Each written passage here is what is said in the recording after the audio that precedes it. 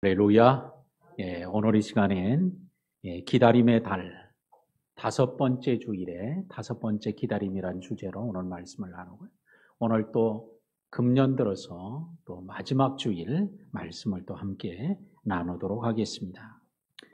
요한계시록은 사도 요한이 반모섬이라는 곳으로 유배되어졌을 때에 그곳에서 받은 말씀을 기록해서 우리들에게 전달해 준 말씀이 요한계시록입니다. 요한이 받은 계시를 기록한 말씀. 그래서 요한계시록은 요한계시록 1장 19절에 우리 한번 말씀을 함께 같이 보고 가죠. 자, 계시록 1장 19절입니다.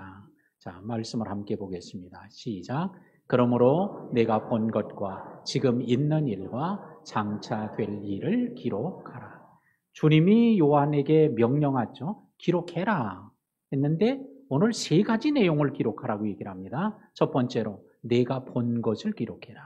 두 번째, 지금 있는 일을 기록해라. 세 번째, 장차 될 일을 기록하라. 내가 본 것을 기록하라. 본 것, 이거는 과거형으로 쓰여져 있으니 이미 내가 보았던 거예요. 이미 본 거예요. 그래서 이건 요한계시록 1장에 해당이 됩니다. 그 다음에 지금 있는 일, 현재형에 있는 일이죠. 현재 있는 일을 기록하라. 요건 요 소아시아 지역에 있던 7교회에 대한 말씀입니다. 그래서 7교회에 대한 얘기를, 지금 있는 일을, 현재의 일을 기록하도록. 그 다음에 세 번째는 장차 될 일. 이건 미래에 되어질 일이에요. 그래서 미래에 되어질 일을 기록하라. 근데 그게 바로 4장부터 시작해서 요한계시록 22장 마지막 장까지 될 일입니다. 그래서 오늘 이 시간엔 이제 우리가 요한계시록 22장 18절로 21절까지니까 계시록의 제일 끝부분이에요. 그러니 이것은 장차 되어질 일 가운데 제일 끝에 있는 말씀이 되겠습니다. 그래서 오늘 요한계시록은 성경의 제일 마지막이고 오늘 본문은 마지막 중에 또 제일 마지막이에요. 오늘 요한계시록은 신약 성경의 제일 마침, 결론에 해당하고 신구약 성경의 전체 결론도 요한계시록이고 또한 그것의 최종도 결론이 바로 오늘 본문이라 할 수 있겠습니다. 그러므로 우리는 성경의 최종 결론에 대한 말씀을 우리가 함께 나누게 되는데 이런 최종 결론의 말씀을 주님은 우리가 뭘 얘기하라고 하시는가? 오늘 그 주제가 바로 기다림이에요. 뭘 기다리는 거요? 예수님의 다시 오심을 기다리는. 그게 성경의 제일 마감이고 또한 모든 성도들에게 가장 마치는 가장 강조하는 말씀이 이 오늘 본문입니다. 그래서 오늘 그 말씀을 가지고 아멘, 주 예수여 오시옵소서 이런 제목으로 말씀을 함께 나누죠. 자, 18절 보겠습니다. 내가 이 두루마리의 예언의 말씀을 듣는 모든 사람에게 증언하노니. 자, 누가 이 얘기를 해요? 내가. 따라합시다. 내가. 여기 내가 누구예요? 예. 예. 이 목사가 바로 여러분 아무개 권사님이 지금 제가 보니까 자기를 내가 그러시는 분이 있어요. 예. 오늘 여기서 나는 누구냐? 예수님을 얘기하죠.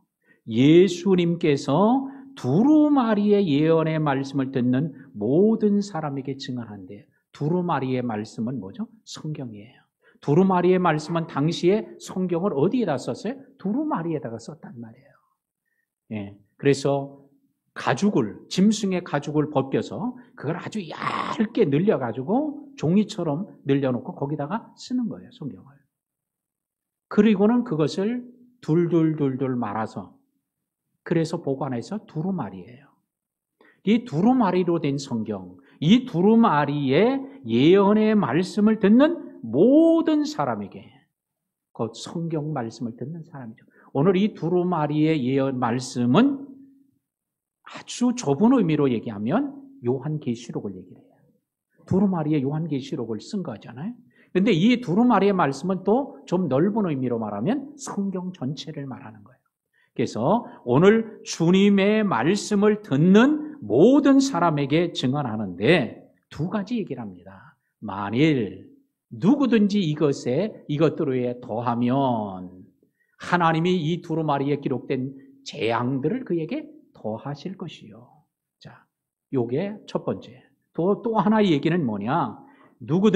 만일 누구든지 이 두루마리 예언의 말씀에서 제하여 버리면 하나님이 이 두루마리에 기록된 생명나무와 거룩한 성에 참여함을 제하여 버리시리라 라고 말씀합니다. 그러니까 만일 누구든지 어떤 사람이라든지 이 예언의 말씀에 대하여 더하지도 마라.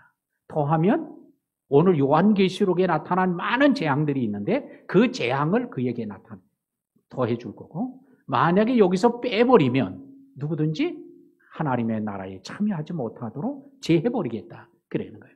그러니까 이 하나님의 말씀은 더하지도 말고 빼지도 말라는 거예요. 자, 그러므로 오늘 성경의 말씀은 때로는 우리가 이해가 안 되거나 쓸데없는 게 여기 들어가 있는 것 같거나 아니면 사족처럼 여기는 게 있거나 이런다고 해서 이거 잘라버려야 되겠다. 그래서 잘라버려도 안 되는 거고, 여기에 있는 거 너무 부족해서 좀 보태했으면 좋겠네. 자기 말을 보태도 안 된다는 거예요. 근데 따라합시다. 만일 누구든지, 이 누구든지라고 하는 단어는 뭐예요? 어떤 사람이든지를 얘기해요. 그러니까 어떤 사람이라도 이건 더하거나 뺄 수 없다는 거예요. 당시에 이럴 수 있는 권위를 가진 사람이 누구이겠어요? 첫째는 사도예요, 사도. 왜? 사도들이 하나님의 말씀을 듣고 기록하고 그 말씀을 여러 초대교회 성도들에게 전해주니까 사도들이 그럴 수 있어요. 그런데 누구든지라고 했기 때문에 사도라 해도 안 된다, 이거는. 그러면 사도들이 다 세상을 떠나고 나서나자 그의 사도의 제자인 속사도들이 시대가 다가오는데 속사도 시대들, 속사도라고 할 수 있느냐? 그들도 안 된다는 거예요. 그 다음에 그들의 제자인 교부들도 안 된다는 거예요. 그 다음에 누가 나타나죠? 교황이 나타나요. 교황도 안 된다, 이거는. 랍비도 안 된다. 그러면 오늘날에 총회장이라고 해서 이거 바꿀 수 있어요? 총회장도 안 돼요. 어느 누구도 더하거나 빼면 안 된다는 거예요. 왜? 그것은 그에게 더하면 더해지는 재앙이, 빼면 빼는 재앙이 임하는 거예요. 그렇기 때문에 절대로 더하거나 빼지 말도록. 그러니까 이 말씀이 바뀌어지지 않도록 주님께서 말씀하는 거예요. 그런데 오늘 당시에 뿐만 아니라 시간이 점차 지나가면서 사람들은 주님의 재림이 더디 오는 것 같이 여겨지니까 무슨 생각을 해요? 주님이 안 오신다. 무슨 수로 주님이 또 다시 오냐? 주님이 안 오신다. 이런 사람이 있었고, 또 어떤 사람들 중에는 성경을 이해하고 성경을 많이 보다 보니까 요한계시록이 조금 이상하다는 거예요. 그 이유는 뭐냐? 요한계시록은 계시받은 사실을 기록해 놨기 때문에 계시록인데, 요거를 신학적 용어로는 묵시라고 하는데 요걸 묵시문학이라고 표현합니다. 근데 이 요한계시록을 묵시문학으로 다 모든 학자들이, 성경학자들이 분류하고 보고 있는데, 묵시문학으로 해석을 하려고 하니까 내용은 묵시인데 거기에 묵시문학에 해당 안 되는 내용이 들어있다는 거예요. 그게 바로 뭐냐? 바로 오늘 제일 마지막 절에 있는 주 예수의 은혜가 모든 자들에게 있을지어다. 요게 들어있기 때문에 이거는 성경에 일관성이 없다. 요한계시록이. 이렇게 말하는 사람들이 생겨났습니다. 일관성이 없으므로 이거는 사족처럼 붙여져 있거나 이 성경을 우리는 다 받아들일 수 없다. 이런 사람들이 생겨났습니다. 왜?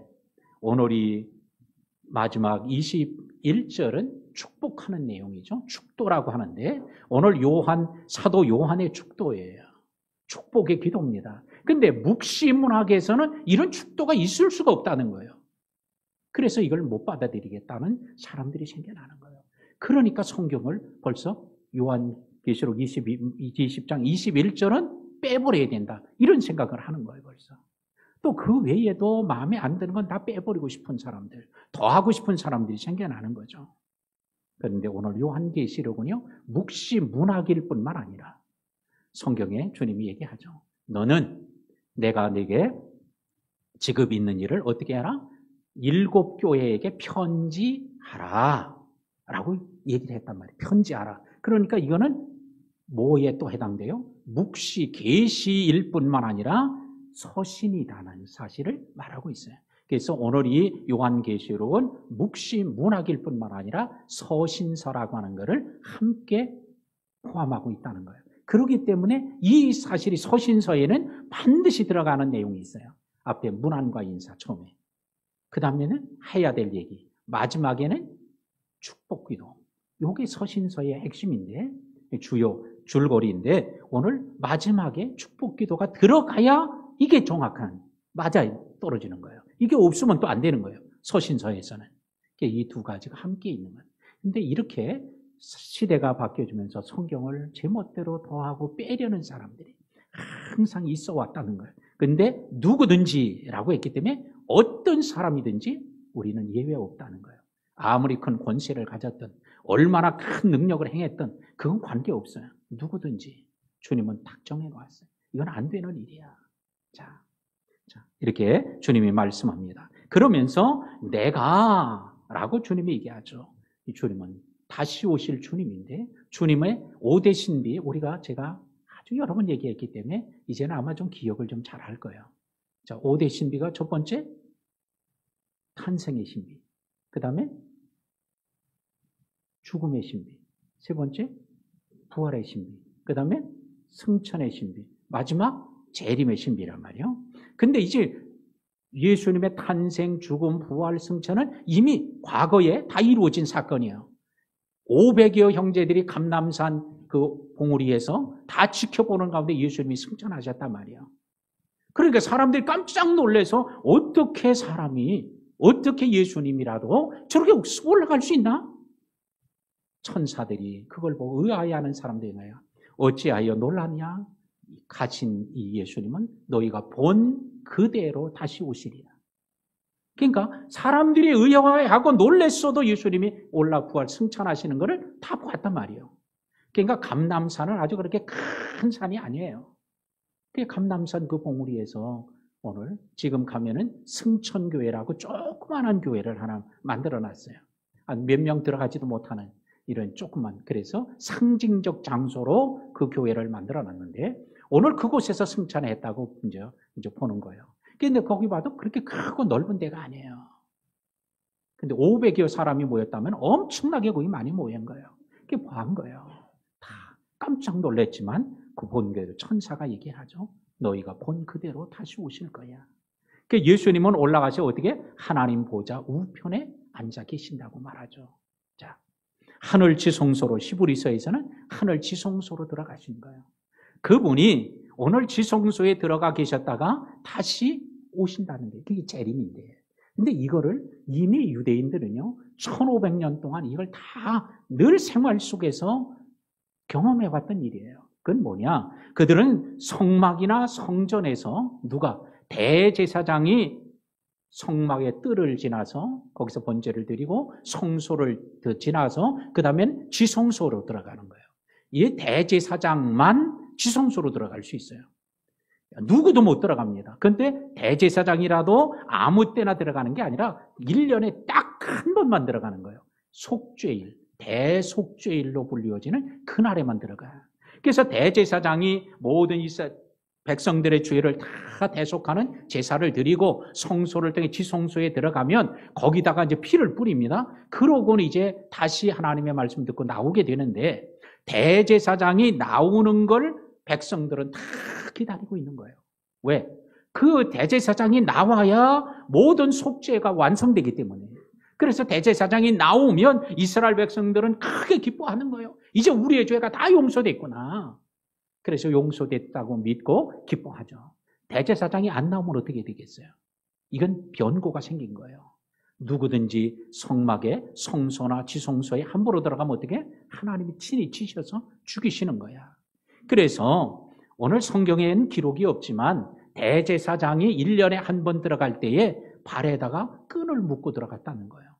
왜? 혹시 변고가 생기면 누구든지 들어가서 그 시신을 수습해 가지고 나올 수가 없어요. 다 죽기 때문에. 그러니까 어떻게? 끌어내는 거예요. 줄로. 근데 대제사장이 안 죽고 살아나오니까 얼마나 백성들이 기뻐하겠어요.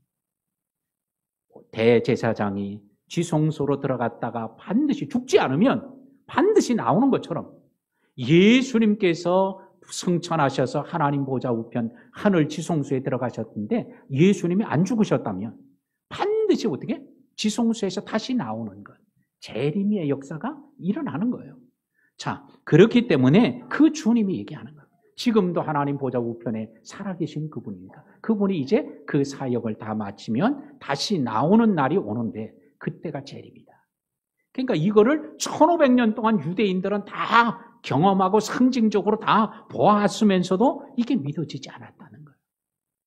오늘도 우리 주님은 이제 다시 오시는 마지막 5번째 신비가 반드시 이루어질 날이 올 줄로 믿고 그 내용을 오늘 사도 요한이 반모섬에 유배되었을 때 그 말씀을 보여주고 오늘 알려주고 두루마리에 기록해주고 이거를 가르쳐 알게 했던 것입니다. 자, 20절 보겠습니다. 이것들을 증하시는 이가 이르시되 내가 진실로 속히 오리라. 따라합시다. 내가 진실로 속히 오리라. 누가 그 얘기를 했어요?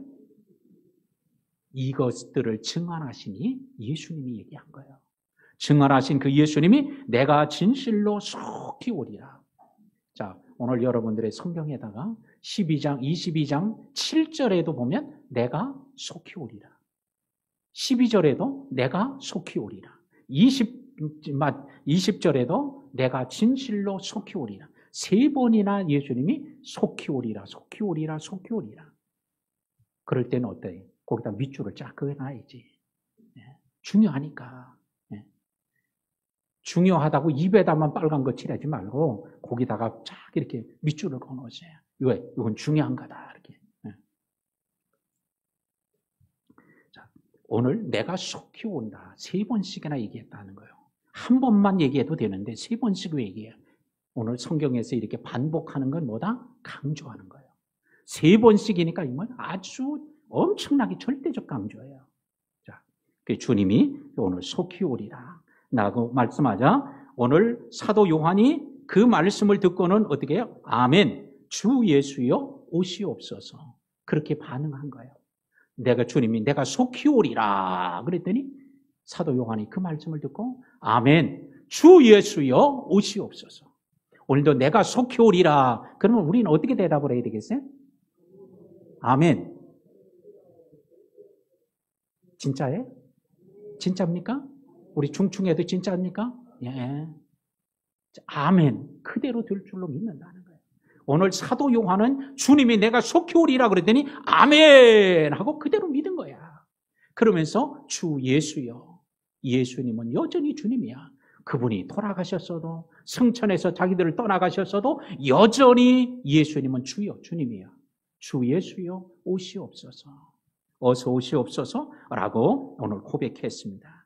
오늘도 우리가 이런 고백이 날마다 이루어지기를 주의 이름으로 축복합니다.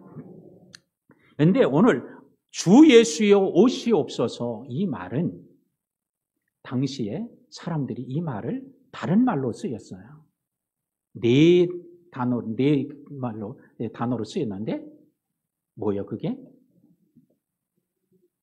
뭐예요? 마라나타. 우리 꿈을 이루는 게 수준이 이 정도라니까. 마라나타? 이게 아람어란 말이에요. 이건 영어도 아니에요. 히브리어도 아니고 헬라어도 아니고 이건 아람어인데 이 아람어를 이렇게 안다는 게 이게 참 대단한 거예요. 마라나타.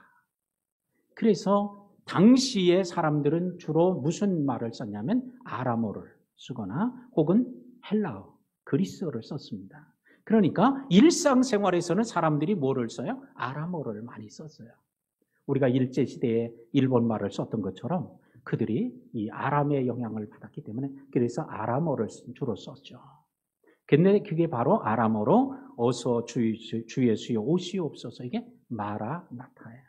우리 학생들이 우리 주일학교 학생들이 요거 마라나타 했잖아요. 지난번 왜 못 들었어요? 아니 왜 못 나만 들었나? 지난번 성탄 축하 발표회 때 했잖아요. 그것도 뭐 영유치부 애들이 했잖아. 마라나타 하고 했잖아. 다만 들었나? 근데 처음 듣는 것처럼 우리 눈을 크게 뜨면 어떻게 하십니까? 이 마라나타 그거 했단 말이에요. 근데 당시의 사람들이 만날 때마다 인사말로 뭐를 해요? 마라나타.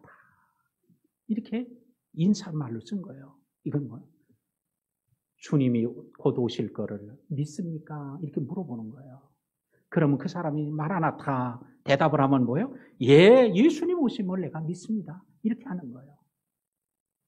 그러니까 인사말을 마라나타로 했다는 걸 통해 보면 그들이 얼마나 주님의 재림을 사모하며 살았는지를 알 수 있습니다. 제가 어렸을 때는요, 우리 동네에서는 사람들을 만나면 인사를 어떻게 했는지 아세요? 여러분들은 어떻게 인사해요? 옛날에 밥 먹었냐고? 밥 먹었어요? 이렇게 인사했어요? 우리 동네에서는 그렇게 안 하고요. 진지 잡수셨어요? 그만큼요. 양반 동네였다니까. 밥 먹었냐고는 안 그랬어요. 진지 드셨냐고. 그게 왜 그래요? 당시에 어려운 생활이니까, 그러니까 식사를 잘했으면 뭐예요? 하룻밤 잘 지내는 거예요. 평안하다는 얘기. 그렇게 묻는 거예요. 그러니까 밥 먹는 밥을만을 얘기하는 게 아니에요. 잘 지내셨냐고. 편안하냐고. 그걸 묻는 게 그렇게. 요즘에 밥 먹었냐고 물어보면, 딱이 얻어 맞죠. 어떤 시대인데 밥 먹었냐고. 근데 오늘 초대교회 성도들은 마라나타라고 인사. 그러니까 마라나타 하면 이거를 뒤에를 올리면 마라나타 하면서 뒤를 올리면 이게 뭐예요? 물음표가 붙는 거 아니에요? 그러면 뭐예요? 진짜 예수님 재림을 오실 주님을 믿느냐고 믿으세요? 이렇게 묻는 거예요. 마라나타. 그 뒤를 내추면 뭐예요? 마침표를 찍는 거잖아. 나도 믿어요. 그렇게 대답하는 거예요. 자, 얼마나 주님의 오심을 이렇게 사모했는지를 알 수 있습니다. 자, 어떤 집에서 있었던 일인데요. 아버지가 해외로 출장을, 사업관계로 출장을 떠나게 되었습니다. 오랫동안 있다 갔다 와야 되는데, 그러자, 얘야, 내 아빠가 이제 출장 갔다가 이제 오랫동안 있다가 올 거야. 올 때 내가 선물도 가져오고, 내가 좋아하는 거 내가 사다 주마. 그런 거예요. 아들이 얘기합니다. 아빠, 언제 돌아오세요? 물어본 거예요. 근데 이 아이는 글씨도 모르고 아무것도 모르는 아주 갓난아한 아이니까 이제 말만 알아대니까 아빠가 얘기합니다. 얘야, 이리 와봐. 그리고는 창문을 열어놓고 창문에 정원을 내다보면서 저 정원에 나무가 있지? 예, 저 나뭇잎의 색깔이 뭐야? 예, 파랗죠. 초록색이에요. 그래, 아빠는 이제 저 나무 색깔이 초록색이었던 게 이제 조금 시간이 지나면 울긋불긋하게 색깔이 변할 거야. 그렇게 단풍이 들고 나뭇잎이 떨어지게 되면 그때 아빠가 올 거야. 얘기를 해준 거예요. 그러자 아이는 이제 새로운 습관이 생겼습니다. 아침에 일어나기만 하면 창문을 통해 밖에 정원의 나무를 보는 거예요. 나무를 보면서 언제 저게 나무 색깔이 변할까? 나뭇잎이 언제 떨어질까? 그걸 날마다 보는 거예요. 계속 파랗고 있다가 또 어느 때 시간이 지나고 나니까 이제 가을이라는 개념이 아이들은 없으니까 어느 때 보니까 이제 나뭇잎이 울긋불긋하게 바뀌어요. 우리 아빠가 이제 올 때가 가까이 왔나 보다. 조금 더 지나고 날씨가 추워지기 시작하니까 나뭇잎이 떨어지기 시작해요. 그러자 이 아이는 뛰어나가서 얘기를 합니다. 야, 이제 우리 아빠가 오신다. 이제 우리 아빠가 곧 올 거야. 애들한테 막 떠들어대는 거예요. 막 자랑을 하는 거예요. 우리 아빠가 이제 오시는데 우리 아빠가 내가 좋아하는 선물 사가지고 온대. 바로 이것이 초대교회 성도들의 모습이었다는 거예요. 바로 이것이 우리들의 모습이 돼야 할 줄로 믿습니다. 자, 우리 성경을 한번 보도록 하죠. 마태복음 24장을 좀 보겠습니다. 24장 1절에 예수께서 성전에서 나와서 가실 때에 제자들이 성전 건물을 가리켜 보이려고 나오니 예수님이 예루살렘 성전에서 나오십니다. 왜 나오시죠? 완전히 떠나시는 거예요. 7가지 7대 화를 명하고 나오십니다. 화 있을진저 외식하는 서기관과 바리새인들이요 하면서 암탉이 새끼를 자기 날개 아래 품으려 했는데 몇 번씩이나 있었냐 하면서 탄식하면서 예수님이 눈물을 흘리며 오늘 성전에서 나오시네요. 자, 그때 그래 나오실 때 자 2절에 그죠? 이 대답하여 이르시되 너희가 이 모든 걸 보지 못하느냐 내가 진실로 너희에게 이르노니 돌 하나도 돌 위에 남지 않고 다 무너뜨려지리니라. 예루살렘 성전에 돌로 세워진 것이 돌이 하나도 돌 위에 있지 않고 다 무너지겠다. 성전이 무너질 것에 대하여 말씀한 거예요.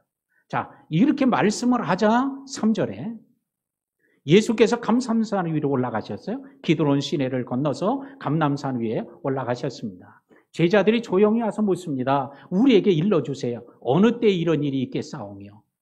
첫 번째 질문이 뭐예요? 어느 때입니까? 때에 대한 걸 물었어요. 두 번째, 주의 임하신가 세상 끝에는 무슨 징조가 있사오니까. 두 가지를 묻죠. 주님이 임하실 때 징조, 재림의 징조. 세 번째는 뭐죠? 세상 끝, 말세에 무슨 징조가 있겠습니까? 이렇게 물었어요. 그 다음에 4절에 예수께서 대답하여 이르시되, 대답을 하시죠. 너희가 사람의 미혹을 받지 않도록 주의해라 하시면서 이제 징조를 얘기합니다. 5절에 많은 사람이 내 이름으로 와서 이르되 나는 그리스도하여 많은 사람을 미혹하리라. 많은 사람이 내 이름, 주님이 예수의 이름으로 와서 뭐라? 나는 그리스도다. 내가 예수다. 내가 메시아다. 내가 구세주다. 내가 보혜사다. 이렇게 말하는 사람이 있을 거라는 거예요. 많은 사람이. 그것도 한 사람이 오는 게 아니에요. 우리 동네에도 그런 사람 있잖아요. 예, 모르시면 살짝 저한테 와서만 물어보세요. 왜냐하면 여기서 공개적으로 얘기하면 또 문제가 될 수 있어요. 자, 우리 동네도 있고요. 계룡산에도 이런 사람이 많이 있었고요. 부천에도 있었고요. 지금도 과천에도 있어요. 많은 사람. 근데 우리나라만 있는 게 아니에요. 유럽에 가면 거기도 있고, 미국에 가면 거기도 있고요. 남미에 가면 거기도 있고, 아프리카에도 있고, 아주 많은 사람이 내가 그리스도다, 내가 구세주다, 이런 사람이 있단 말이에요. 내가 보혜사다, 나를 통하지 않고는 절대 천국 못 간다, 이런 사람이 있다니까. 근데 요렇게 이렇게 징조가 될 거야 라고 얘기하면서 미혹받지 마라. 그 다음에 6절 난리와 난리의 소문을 듣겠으나 너희는 두려워하지 마라. 이것은 아직 끝이 아니다. 난리와 난리의 소문들 곳곳에 계속 일어나죠.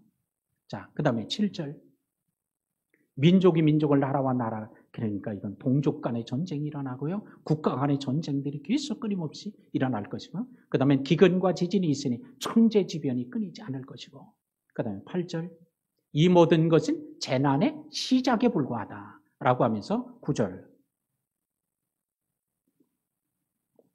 그때 사람들이 너희를 환난에 넘겨주시며 너희를 죽이리니 너희가 내 이름 때문에 모든 민족에게 미움을 받으리라. 요거는 신학적으로는 뭐라고 표현하면 반유대주의라고 얘기를 합니다. 유대인들이 세상의 모든 사람들보다 미움받는 거예요. 근데 이거는 영적으로는 모든 그리스도인들이 불신자, 세상으로부터 핍박받을 것에 대한 얘기입니다. 자, 10절 많은 사람이 실족하게 되어 서로 잡아주고 미워하게 했으며 미워하는 일이 생겨나고요. 11절 거짓 선지자가 많이 일어나 많은 사람을 미혹하게 하겠으며. 자, 거짓 선지자가 또 많이 일어난대요. 아까는 뭐요? 거짓 그리스도가 많이 일어나는데 이젠 거짓 선지자가 많이 일어나고, 또 하나는 그에 대한 결과로 뭐요? 많은 사람이 미혹을 받는 일이 생긴다는 거예요. 많은 거짓사의 출현, 많은 미혹을 받아 넘어가는 사람들이 발생한다는 거예요. 제가 성경을 읽으면서 항상 가슴 아픈 게 이거예요. 11절 많은 사람이 미혹을 받게 된다는 거예요. 많은 사람. 혹시 이 자리에도 오늘 그런 미혹을 받으신 분이 있을 수도 있고요. 지금 미혹을 받아서 한 반 걸음은 지금 그쪽에 집어넣고 있는 사람이 있을 수도 있고요. 그래서 많은 사람이 미혹을 받는다는 게 이게 가슴 아픈 거예요. 우리 교회는 그런 일이 없어야 되지만 있을 수도 있는 거예요. 자, 그 다음에 12절 불법이 성함으로 많은 사람이 사랑이 식어지리라. 그 다음에 13절 그러나 끝까지 견디는 자는 구원을 얻으리라. 이렇게 다 얘기를 해준 거예요. 징조가 있을 거다. 요거를 이제 8대 징조라고 그러는데요. 이런 8대 징조로 다 얘기를 해준 거예요. 그럼 8가지만 있을까? 더 있을 수도 있는데 마태복음의 특징적으로 보면요. 마태복음엔 8복이 있잖아요. 8가지 복. 그 다음에 오늘 이 8가지 징조. 이 8이라고 하는 하늘과 땅의 온전한 수를 8로 유대인들이 보는데 오늘 그런 구조로 오늘 기록된 것임을 알 수 있어요. 그러니까 우리는 이런 것들을 볼 때마다 어떻게 깨어 있어야 돼요. 자, 마지막 21절 보겠습니다. 주 예수의 은혜가 모든 자들에게 있을지어다. 따라하겠습니다. 주 예수의 은혜가 모든 자들에게 있을지어다. 주 예수의 은혜가 누구에게 있을지어다? 모든 자들에게 있을지어다. 오늘 모든 자들은 믿음의 사람들이요. 주님의 재림을 바라보고 소망하는 자들이요. 오늘 그들 주님을 믿고 주님의 재림을 소망하는 사람 이름은 누구죠? 그리스도인들이에요. 바로 누구를 얘기해요? 이 자리에 있는 저와 여러분들이에요. 믿음의 아멘 합시다. 그러므로 주 예수의 은혜가 누구에게 있을지어다. 자기 이름을 대야지. 자, 주 예수의 은혜가 누구에게 있을지어다. 할렐루야. 예, 그 믿음이 흔들리지 않게 되기를 축복합니다. 말씀을 맺습니다. 주님의 재림을 준비하는 자는 뭐가 있어야 돼요? 주 예수의 은혜가 있어야 된다는 거예요. 그래야 재림의 신앙을 갖고 유지할 수 있는 거야.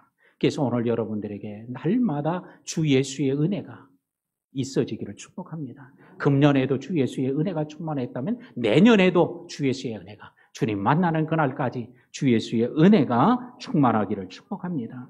성경을 억지로 풀려고도 하지 말고 우리는 성경을 더하거나 빼지도 말고 있는 대로 믿는 거야.